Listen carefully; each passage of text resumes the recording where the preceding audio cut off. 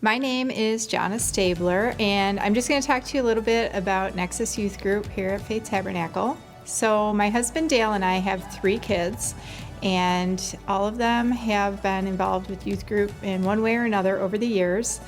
Our son Killian, he's now 30, and youth group was a huge part of his life. And he made lifelong friends there, and they're still friends today, which is fabulous. And then our 2 girls have gone through and also made great friends, and it's really just been a wonderful experience for all of us. And all of them, partially through the support of what they've learned here at church and youth group, have done many missions trips. I mean, they've gone and they've served communities locally, internationally, and they've really dug into what they felt that God was calling them to do.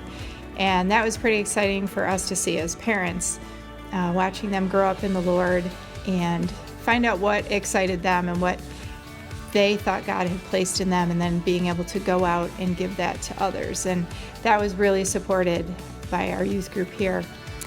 I think youth group ministry was so important to Dale and I because we were obviously trying to instill certain values into our kids at home, and we were trying to drive home certain lessons, and they were all God-based and Bible-based because we're a Christian household. And while I don't think it was the youth group's job to raise our kids, it was so nice to know that when they got here, what we were teaching them at home was being repeated, was being supported, and was really giving them a firm base in our values. So it was kind of like they got it here and they got it there. And sometimes it's easier to accept things from someone who isn't your mom and dad too. So, when the cool youth pastor was telling you something, you're like, oh, that's cool, even though I already said it, but you know how kids are.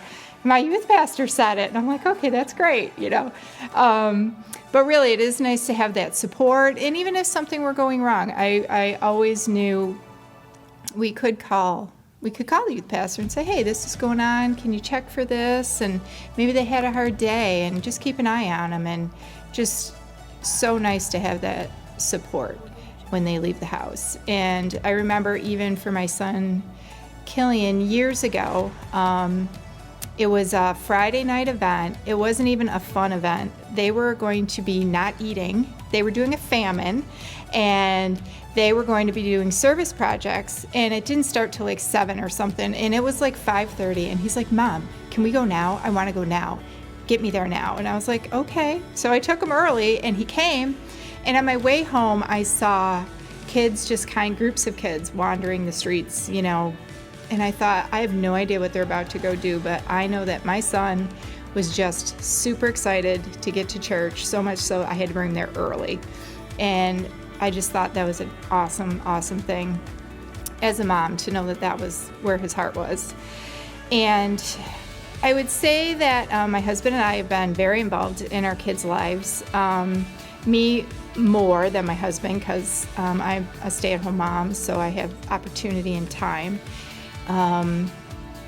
I worked at my kids' school growing up, so I didn't necessarily work in the youth group because they already had to see me all week long at school and at home. But I did make sure that when they had fundraisers for different projects they were doing, that I supported those fundraisers, helped them with those fundraisers, drove them there and back, all of those things.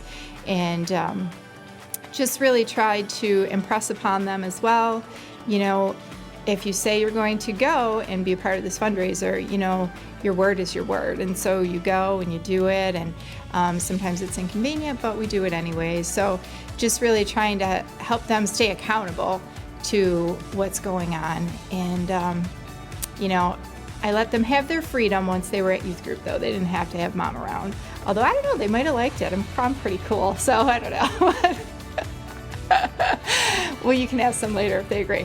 And I think a great question to ask your kids when they come home from youth group, and this is something I used to ask my kids sometimes, is were there any new kids?